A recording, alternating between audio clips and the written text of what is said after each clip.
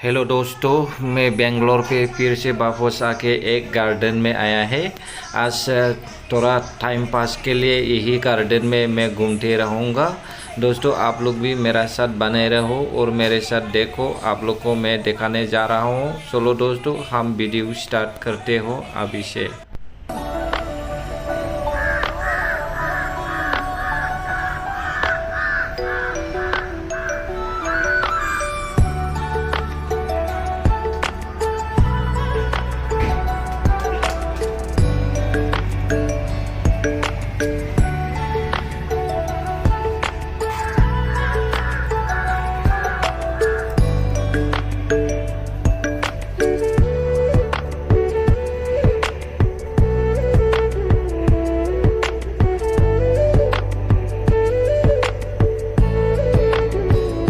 बिबारा बिराद मोजां नायनो नै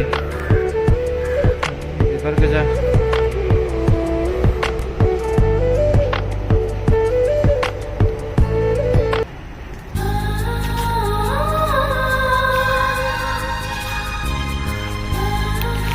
बेबो बिबारा गुफुरनो नै माबायदि बिबार होनो, बिबारनि नामखौ मिथिया दै, बा मा बिबार।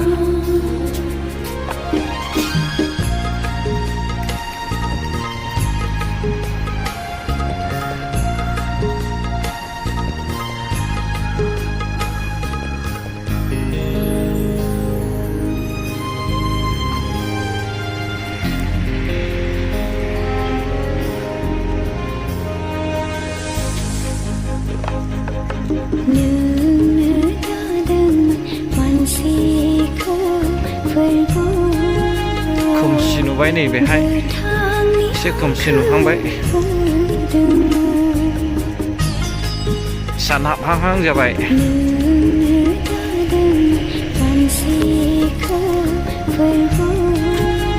6:35 सान हाबनो नागिरबाय। माबायदि स्टाइलनि दंफां दङ नै, गासिबो बिबार टाइपनि गोजा गासिबो। माजों समायगोन माजों समाया, गार्डेन बानायनानै दोनो ओरैनो टाइम पास बेरायबायनोहाय अफिस जोबब्ला।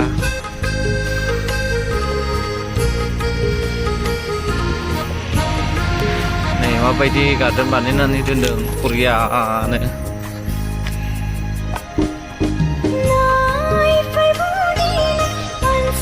जोंनिबो गामिफ्रावहाय बेफोरबायदि बानायना दोनब्ला बेसेबां मोजां नुगोन आरोना।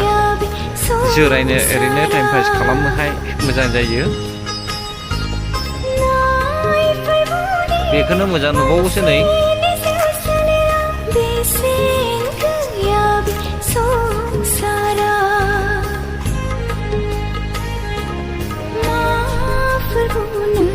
ओरैजिं गासै न' गोजा, बिल्डिं न' गोजा नै जेरैबो। गेजेरावहाय ओरैनो अफिसनि मानसिफोर जोबब्ला, अफिस जोबब्ला बेरायफैनोहाय एक्सारसाइज खालामनोहाय बानायनानै दोनदों। बिसिनि गभर्नमेन्टआ जोंनि बायदि गभर्नमेन्ट नङाथ'। माजों समायगोन माजों समाया फारसेनिफ्रायनो बानायजोबनानै दोनो। जोंनियालाय जायगा मोनब्लाबो बिबारफ्राखौनो गायनो बायो।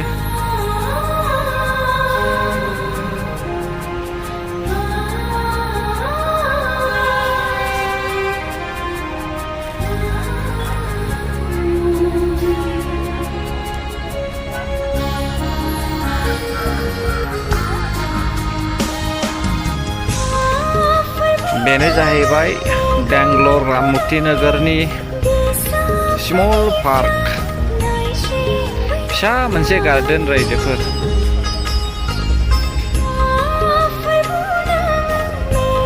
सम मोनाखै गोजानाव बेरायहैनो, ओंखायनो बेयावहाय फिसा पार्कआवनो बेरायलाबायफैदों टाइम पासखौ।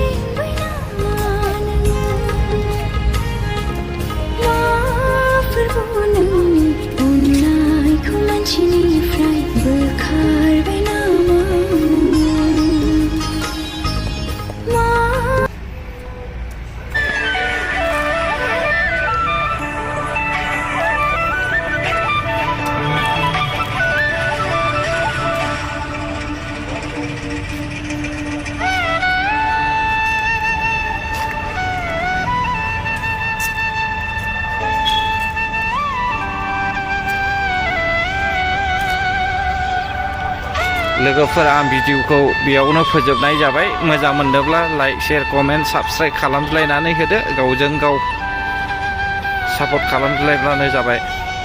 गोजोन्थों। भिडिअ नायग्रा साफ्रोमखौबो आंनि गोसो गोरबोजों गोजोननाय हरनानै बेयावनो दोनथ'नाय जाबाय। बाय बाय।